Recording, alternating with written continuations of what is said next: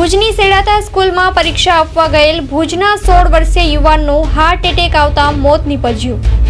આજરોજ ધર્મેન્દ્રસિંહ ઝાલાના પુત્ર ધનરાજસિંહ રહેવાસી સિમંદર સિટી ભુજ સેડાતા સ્કૂલમાં પરીક્ષા આપવા ગયેલ ત્યાં અચાનક એટેક આવતા તરત સ્કૂલના ટ્રસ્ટીઓ દ્વારા સૌપ્રથમ ભુજની લેવા પટેલ હોસ્પિટલ લઈ જવામાં આવ્યો હતો।